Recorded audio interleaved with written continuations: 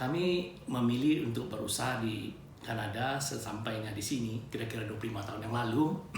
Itu sebenarnya terus terang karena ketidaksabaran.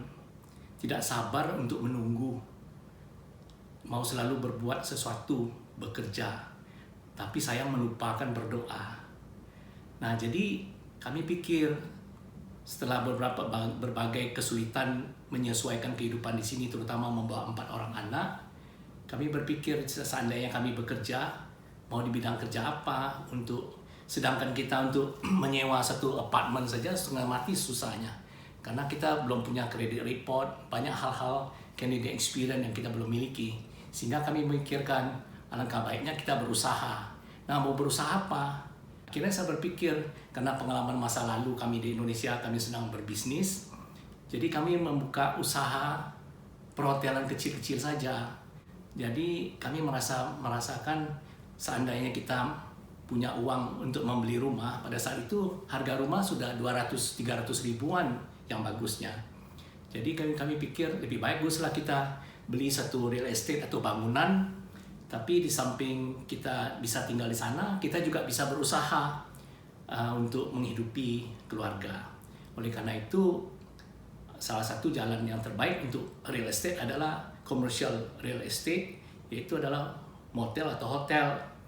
Nah, kalau kita tidak mau mempunyai resiko yang besar untuk pertama kali, maka kami memilih satu hotel yang kecil saja, sekitar 20-30 kamar.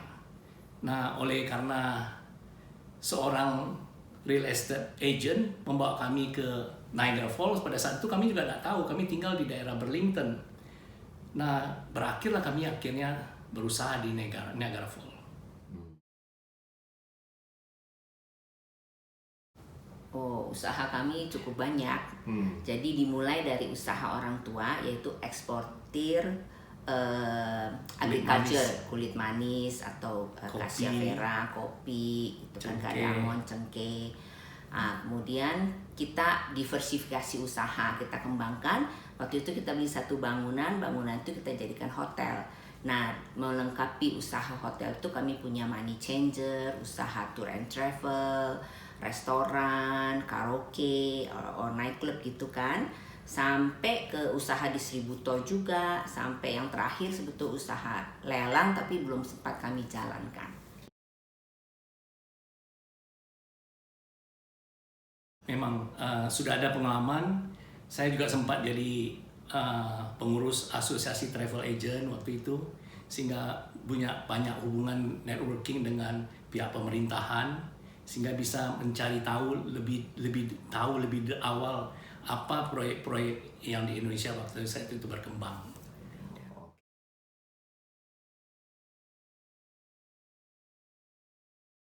Ya, terus terang pada saat itu kami belum banyak mengenal firman Tuhan, sehingga kita itu mengejarkan efisiensi, mempergunakan waktu, mendayung perahu sendiri, sehingga bekerja keras berdasarkan pengalaman masa lalu. Dan kami memilih yang paling aman itu adalah real estate. Makanya commercial real estate itu kami pikir pasti membawa hasil. Makanya daripada membeli rumah, baiklah membeli bangunan berupa usaha, berupa motel-motel kecilan gitu. Nah, sebenarnya banyak hal yang kita sesali terhadap ini, karena kita sangat terburu-buru, karena tidak ada relasi, tidak ada komunikasi, tidak ada relasi dengan kawan-kawan di sini. Adapun kawan-kawan di sini yang mau membantu, tapi mereka juga tidak bisa memberikan resep untuk kesuksesan yang baik gitu. Sebenarnya kalau dipikir-pikir kemudian hari, saya menyesal. Pernah terpikir pada saat itu mungkin karena bidang kita adalah supplier biji kopi itu. Jadi kita pikir mungkin ada baiknya kita import kopi itu, datang sini 2-3 kontainer, kemudian kita jual di sini. Nah, namun saya berpikir ini perdagangan saya mengerti, tapi saya tidak mengerti hilirnya, saya mengerti hulunya, saya tidak mengerti hilirnya.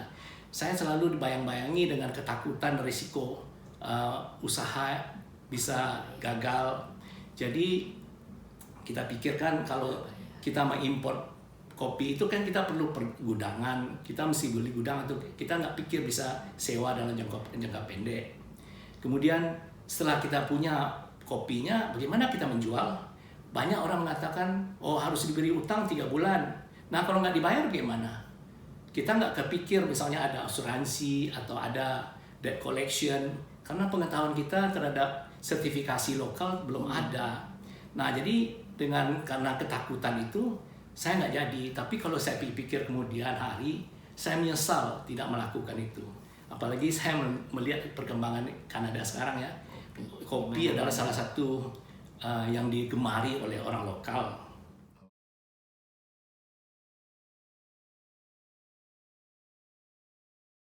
Struggling sudah pasti ya, karena ini kan budaya baru, tempat baru yang kita tidak tahu. Struggling terutama karena saat itu saya juga memutuskan untuk kepengen sekolah lagi, karena kan kita accounting. Jadi alangkah baiknya kalau bisa misalnya dapat CA kembali di sini. Tapi tidak bisa karena 4 anak, usaha. Juga waktu itu kita akhirnya juga larikan mau coba-coba usaha restoran Indonesia. Tapi ya kembali restoran Indonesia tidak bisa di Kanada. Mereka kebanyakan lebih kenal ya makanan Thai misalnya daripada makanan Indonesia. Terus yang strugglingnya lagi, kita terutama suami itu orangnya percaya sama orang, masih gaya Indonesia. Rupanya di sini nggak bisa juga, jadi kita banyak juga kena ditipu misalnya gitu, kerugian jadinya gitu. Persoalan pertama itu yang merupakan yang masih saya ingat itu persoalan anak-anak sekolah, karena anak-anak kita 4 orang kebanyakan sudah advance lebih dahulu. Misalnya katanya umur 5 tahun di Indonesia dia sudah sempat di kelas 1 SD.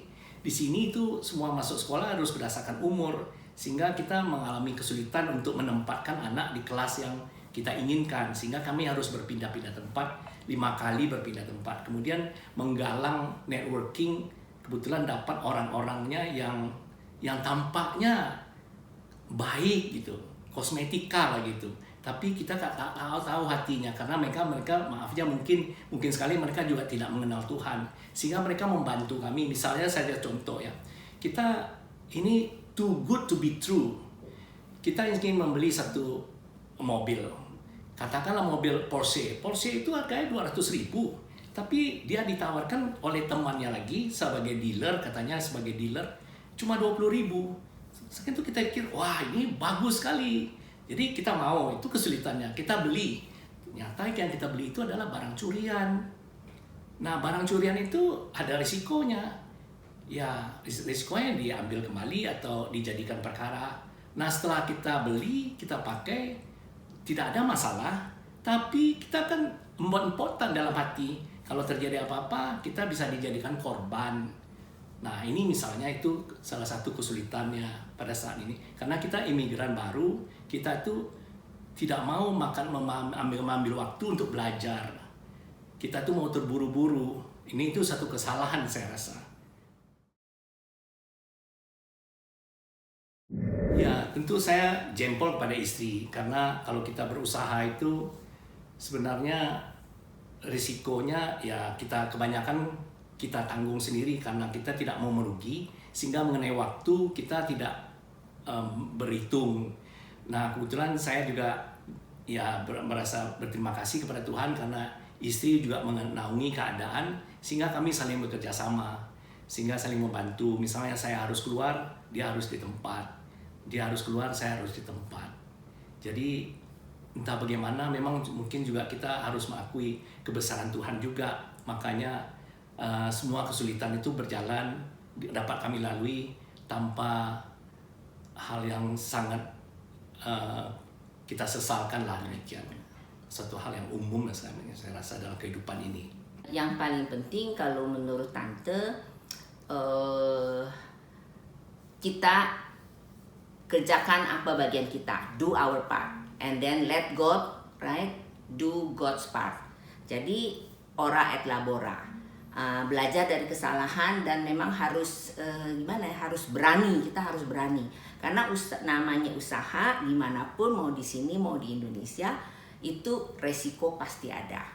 Nah jadi kalau kita sudah tahu kita mau ambil resiko itu ya kita juga harus berani untuk mengatasinya dan melewatinya. Banyak sekali pengalamannya.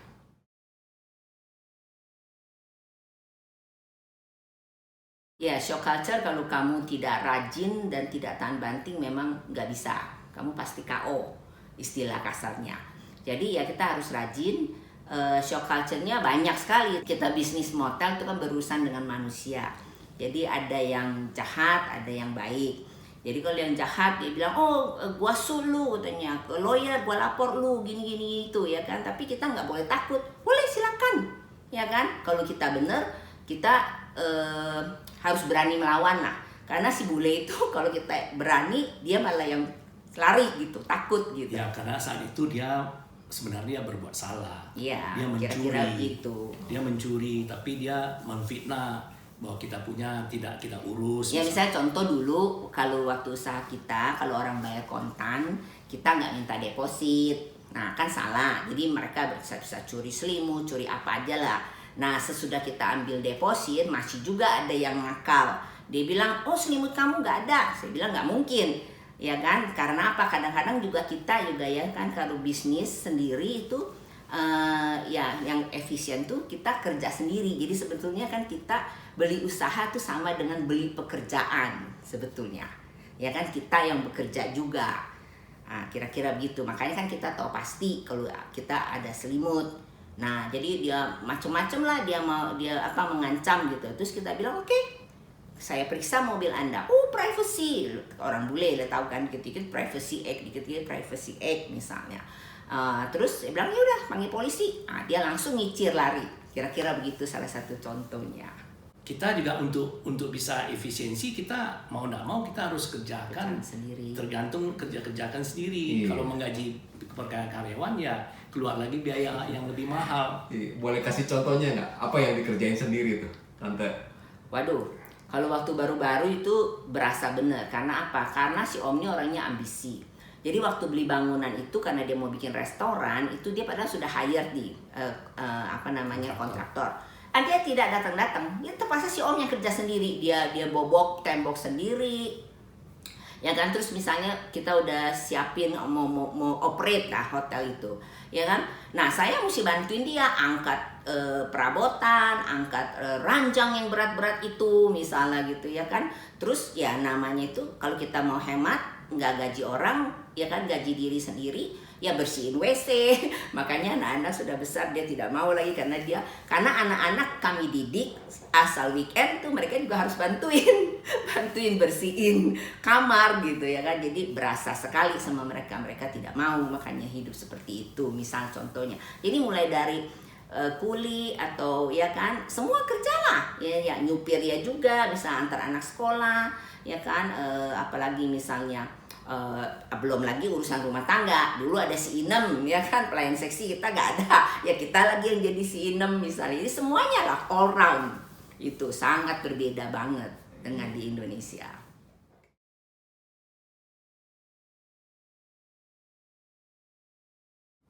Ya dilalui aja. Sepertinya dilalui aja. Ya. Kalau kebanyakan kalau usaha motel itu kebetulan kan di motel itu kami bisa tinggal di sana. Jadi office itu berhubungan dengan tempat tinggal kami. Jadi begitu ada orang datang, bunyi bel 100% boleh katakan setiap kali bunyi bel saya harus turun ke bawah.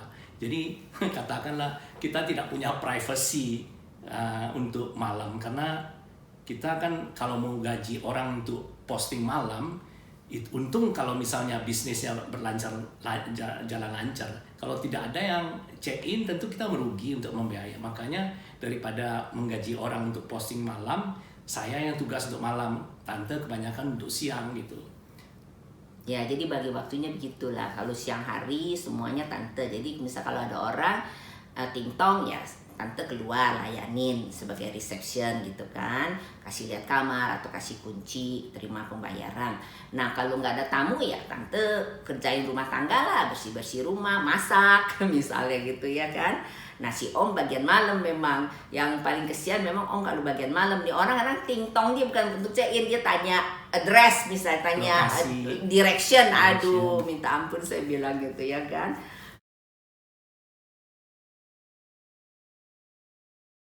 Kebetulan ada tempat ada apartemennya lah ya.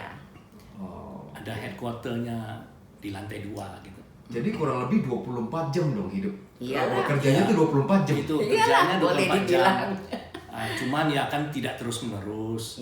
Misalnya tidak melayani orang, kita bisa berbuat untuk kebutuhan kita sendiri gitu. Winter slow kan di sini semuanya kalau bisnis hotel itu summer aja yang luar biasa. Summer ya sibuk banget. Tapi kan anak-anak gak sekolah misalnya. Ya di summer kita juga punya karyawan, karyawati. Kita gaji part-timer, pelajar lah, kebanyakan student gitu. Jadi landing waktu itu tahun berapa Om? 99. Dan buka hotelnya itu tahun? Langsung 99 ya. Dan hotelnya itu dijual tahun berapa? Ini panjang ceritanya. 2 lokasi. Tahun 2002 kebetulan kami ada sebenarnya setengah membantu lah satu keluarga saudara kita sendiri untuk datang kemari.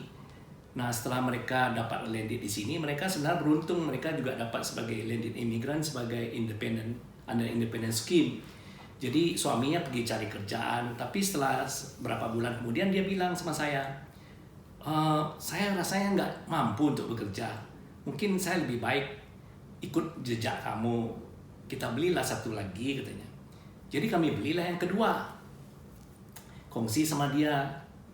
Namun setelah itu tahun berapa ya? Tahun 2003 kalau nggak salah kami beli yang kedua. Jadi sudah 2 usaha yang hampir sama. Satu dijalankan sama dia, satu lagi yang kami tetap jalankan.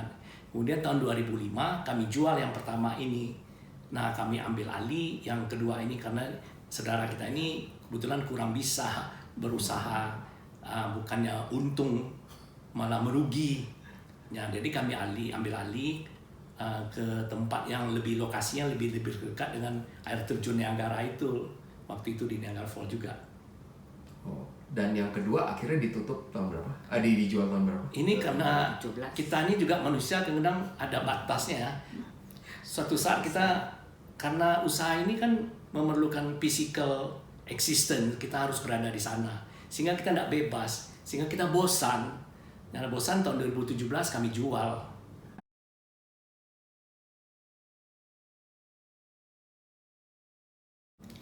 Banyak tante ini banyak ketemu sama orang gitu. Banyak ketemu sama orang, mendapatkan inspirasi dari orang. Ya. Gitu. Betul sekali. Jadi maksudnya tuh dengan berbisnis kan kita juga jadi banyak belajar. Apalagi kalau bisnis hotel itu kan berhubungan dengan manusia misalnya kan.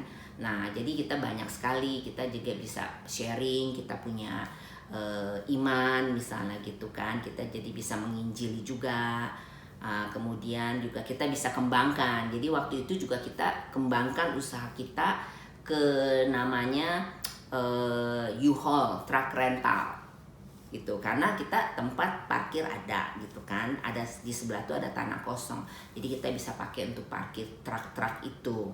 Nah apalagi situ kan itu usaha itu juga sangat berhubungan dengan manusia juga gitu ya kan. Jadi benefitnya ya kira-kira begitulah.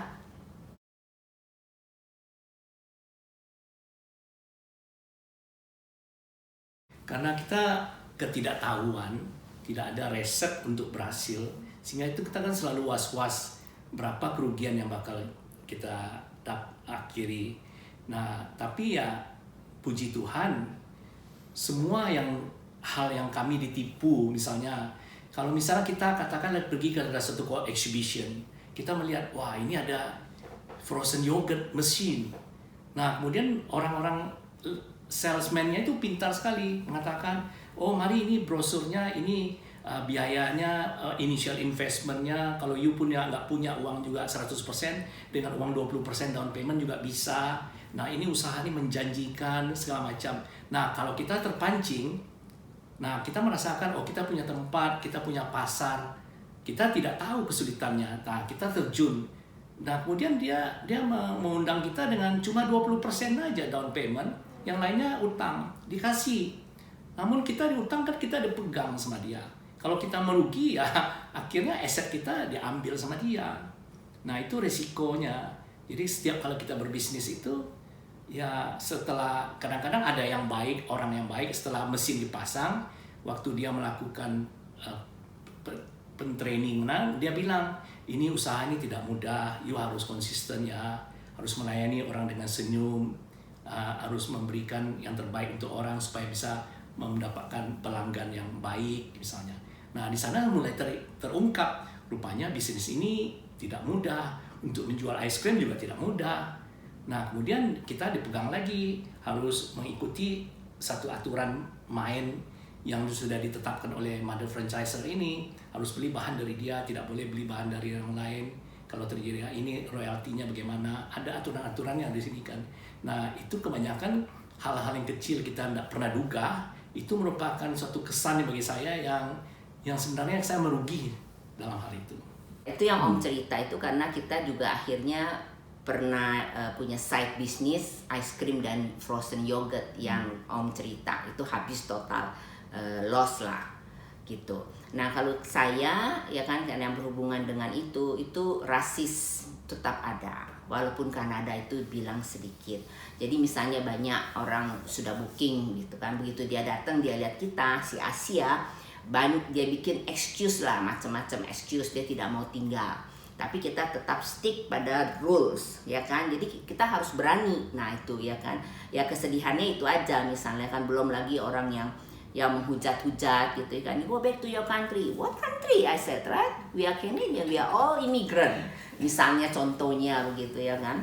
Jadi kita harus tegar lah, harus tegas, harus berani gitu maksud saya. Enggak, pada umumnya enggak terjadi hal yang rasis itu, karena mereka juga tahu kalau mereka rasis, mereka itu melanggar hukum. Tapi kita tuh kan ya, kita tuh manusia, kita itu bisa berasa, apalagi stereotypingnya berbeda gitu, sehingga kita juga menduga itu mungkin juga karena mungkin kesalahan kita juga, karena mereka punya standar bintang 5, tapi mereka melihat kita punya foto bintang 5 tapi sampai di sana cuma bintang 2 misalnya, jadi kita nggak bisa salahkan juga. Tapi kira-kira yang terkesan negatif bagi tante itu hal yang sifatnya katanya rasis. Iya, belum orang itu ya yang ngancem-ngancem misalnya kan, dia bikin macam-macam, dia sudah bayar. Padahal dia sendiri bawa anak kecil gitu kan, dia bilang kok ada jarum gitu, padahal dia yang taruh jarum itu misalnya. Nah kira-kira begitu. Sudah gitu ada lagi yang jahat gitu kan, orang yang mau masuk dia cegat, jangan nginep di sini misalnya gitu kan, ini jelek begini begitu ya kan. Nah, coba gimana ya kan, nggak kita stres misalnya gitu ya kan, kita misal sedih juga. Tapi untungnya kalau di sini hukum berjalan, jadi misal kita bisa minta bantuan polisi, dia sedihnya begitu. Jadi kita harus banyak menghadapi orang-orang yang kembali ada yang baik ada yang jahat. Yang jahat ya kita hadapin dan kita lalui, jadikan pengalaman gitu. Kalau saya berpikir masih, dan saya yakin sekali masih, cuman cobalah dapatkan mentor yang baik, karena Anda generasi muda apalagi hendaknya punya masa depan yang lebih baik daripada kami. Pada saat itu kami sebenarnya sudah berusaha untuk, misalnya kami pergi ke gereja, beberapa gereja Indonesia seperti ICC, IREK, UKI dan yang lain-lain, untuk menjalin hubungan dengan orang-orang kita juga.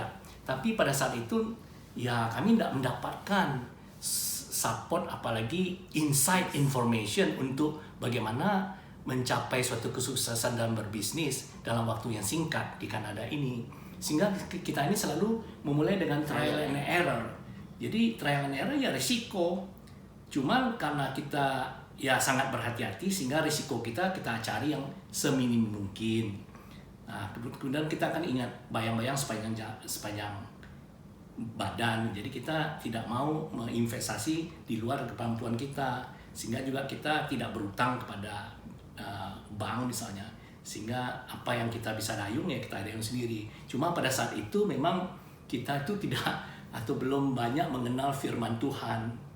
Nah makanya saya berpikir kalau bagi generasi muda, dapatkanlah mentor, carikanlah networking, ora et labora, bekerja dan berdoa seiring. Memang ini saya baca tadinya di Lukas 10, 41, 42 itu mengenai Marta dan Maria itu. Sehingga ora et labora ini harus seiring gitu.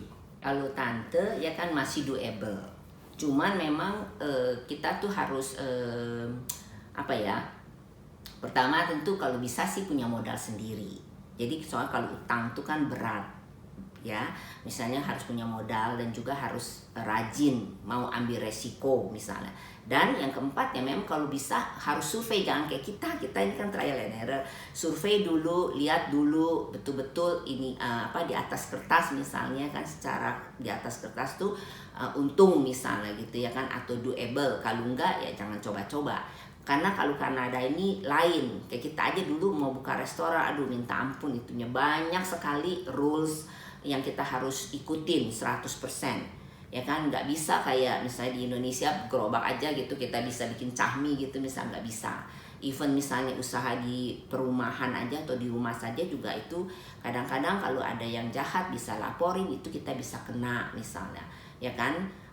Jadi kira-kira begitu, kita harus tahu betul ininya apa, peraturannya, pasarnya, survei, kemudian ya harus ambil resiko. Berani nggak ambil resiko itu?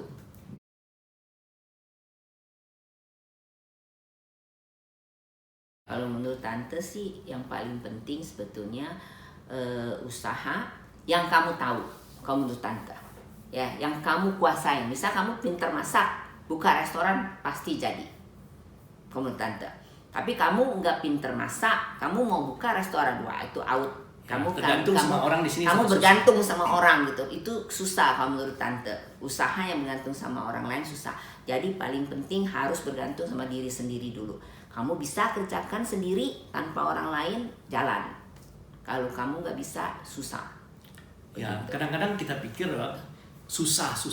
Tapi kalau misalnya setelah 25 tahun kemudian, saya berpikir ya, memang kalau misalnya saya mempunyai kemampuan seperti sekarang ini, pengalaman masa lalu, saya berani membuka usaha di sini. Mulai dari nol saya juga berani. Saya tidak perlu beli franchise. Memang susah, tapi saya merasa yakin saya bisa. Nah, dengan katakanlah, makanya kalau misalnya pendatang baru yang ingin berbisnis, dapatkanlah mentor yang baik, yang bisa benar-benar membuatkan resep. Seperti kita orang sakit pergi ke dokter, hendaknya kalau misalnya kita sakit jantung, ya perginya ke kardiologis, jangan perginya ke family physician gitu. Ya. Jadi sehingga dia itu bisa memberikan pengobatan yang jitu kepada penyakit kita. Nah, itulah mentor-mentor yang baik mungkin kita temukan. Tentu mungkin juga kalau kita percaya pada Tuhan ya, pertemuan dan perpisahan itu ditentukan oleh Yang Maha Kuasa. Nah, kita berusaha suatu saat dapat mentor yang baik yang bisa memberikan resep kesuksesan dalam waktu singkat. Karena seperti pengalaman kami ini, kami mau sekali generasi muda hendaknya jangan sampai mengulang kesalahan-kesalahan pengalaman kami yang lalu. Ya, kami harapkan pembicaraan ini, bincang-bincang diskusi ini bermanfaat bagi Anda, dan silakan datangilah Kanada, negara yang politically stable dan negeri madu dan susu. Iya, negeri madu dan susu, the Great North American, suatu negara sebenarnya yang memerlukan Anda generasi muda untuk maju bersama, hidup berdampingan. Ini negara yang sangat tidak diskriminatif, dan kemudian mungkin salah satu negara yang sangat terpelajar di dunia menurut statistik tahun lalu. Terima kasih. Kalau tante maju terus, jangan gentar gitu. Misalnya mendengar kesulitan atau struggling kita ya, kalau bagi tante tuh jangan membuat Anda gentar, maju terus ya kan. Tuhan beserta Anda kalau Anda memang motivasi baik ya. Motivasi baik ya. Oke deh kalau gitu. Semangat. Thank you tante, thank you all, thank you, Oke, bye. bye.